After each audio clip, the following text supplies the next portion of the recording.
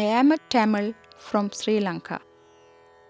I lived in the Jaffna area until all-out war destroyed our lives, and I was forced to run away for the sake of my children.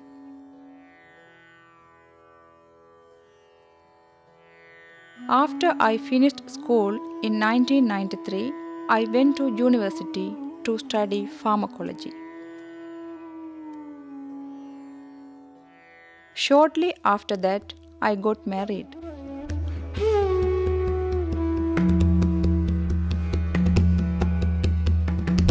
The early years of our lives were so wonderful.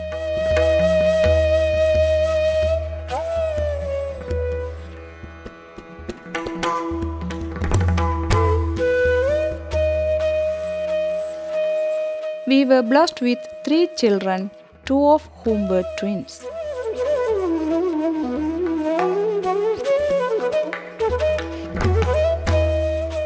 I started working in a hospital in the Jaffna area as a pharmacologist. My husband was also working at the same hospital as a clerk administrator.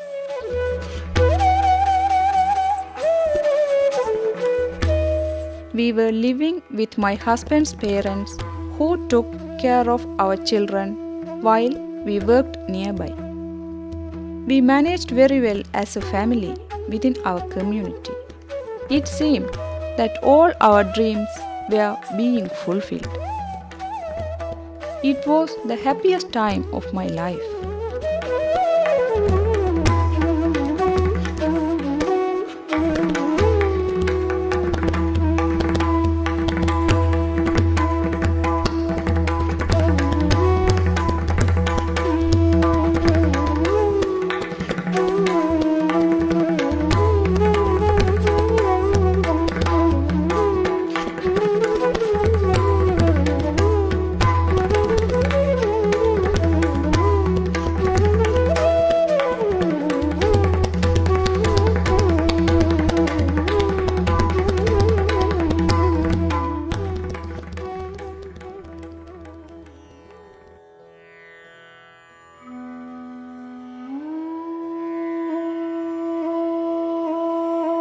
But then the war for an independent Tamil state started to overtake us. As the Tamil Eelam movement gathered momentum, so did the attacks by the police and army increase against the Tamil population.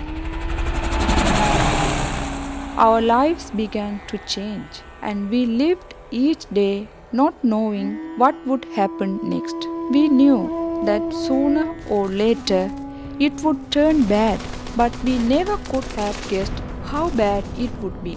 We often talked about leaving. My sister-in-law had moved away to Europe, and another had moved to Australia. But we were not sure of where to go or how to go about it. At that time, Jaffna meant everything to us. It was our world. I know different now. If only I had known, then everything may have been different for us today. We just carried on from day to day, doing our best to avoid the conflict that had surrounded us. Somehow, it felt safer because we worked in the hospital.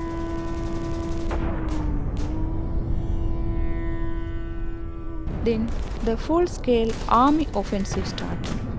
The government was determined to break the back of the Tamil Tigers by whatever means. War began.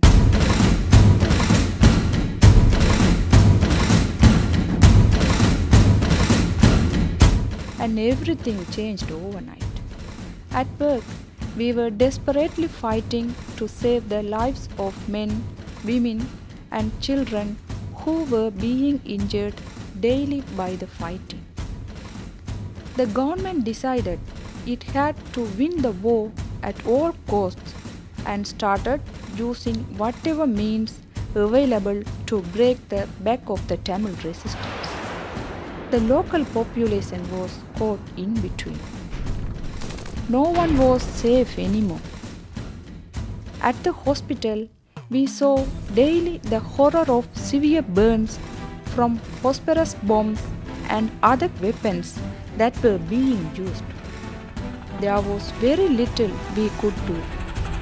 We were running low on supplies as well.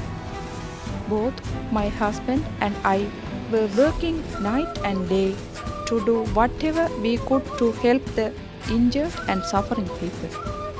We didn't have time to think about anything else, not even our own safety. Aircraft were flying overhead regularly. We did not think that the hospital would be a target as well. But then it happened. They bombed the hospital and the surrounding area as well. Even the school. When the hospital was bombed, I was on my way back home. I had just left and was walking home to get a little rest when the bombs fell. I felt the heat of the blast and was thrown to the ground, but I wasn't injured. I looked back and saw the hospital building was burning. My head was screaming. My only thoughts were for my husband, who was still in the hospital at the time. After the shock, I rushed back to the hospital through the chaos around me. Finding my husband was the only thing I could think of. But when I got there, I saw that most of the building where he would have been was gone, and fire was pouring out of the top floor. Many dead and burnt bodies and body parts were lying on the ground. There was twisted metal everywhere. My heart stopped.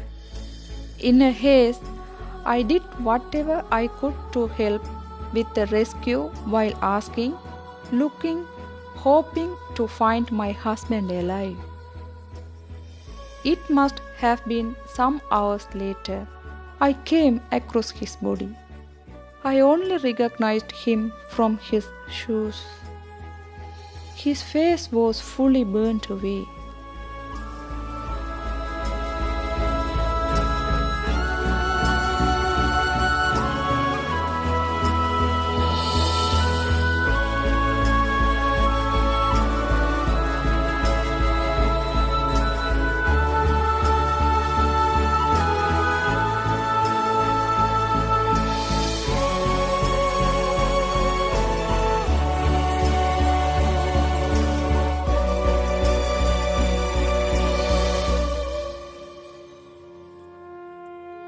I then decided that for the safety of my children, we must leave immediately.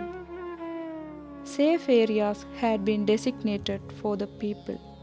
So, along with my in-laws, we moved to a safe camp. What we didn't know was the hours of interrogation and harassment I was going to face just because I worked at the hospital. At one stage, the harassment got so bad, I attempted to take my life. Fortunately, my mother-in-law saved me. After that, they decided that we had to get out of the camp at any cost.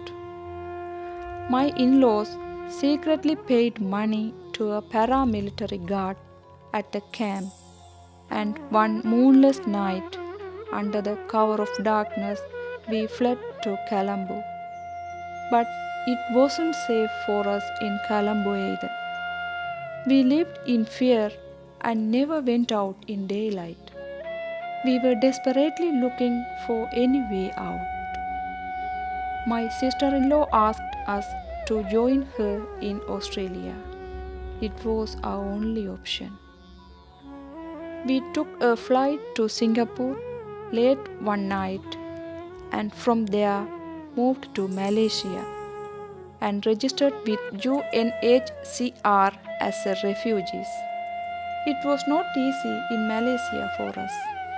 We were not welcome there. Eventually, with help from my other sister-in-law in Germany, we got on a boat to Australia. and after 2 long weeks at sea, we landed at Christmas Island. 3 months later, we were transferred to the Leonora Detention Center in Western Australia and spent 18 months there while our refugee status was processed. We were released into the community and into the care of the Multicultural Services Center, who provided us with a place to live and helped us settle in. Even it is so peaceful and quiet here, the shock of that terrible day has not left me, and those terrible times we faced after has not left me. Even my children suffer from nightmares and run to me for help when they hear planes and helicopters flying overhead. I am so lonely and feel so empty inside.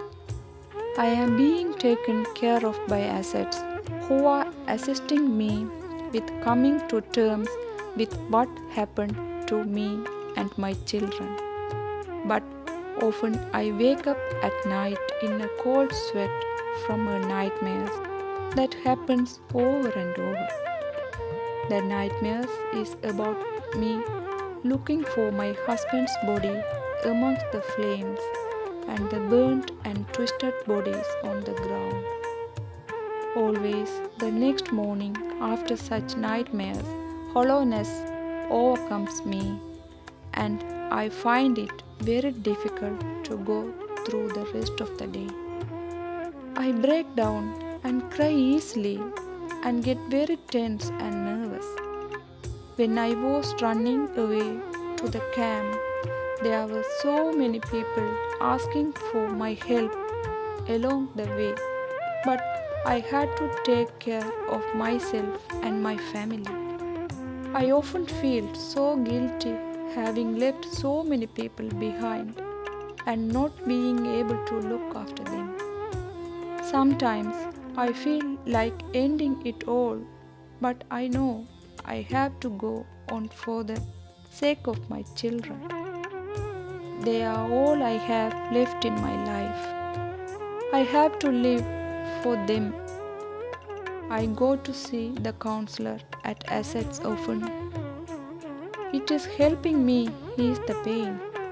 But I know that for me, like the cut of a sword, the scar will always remain.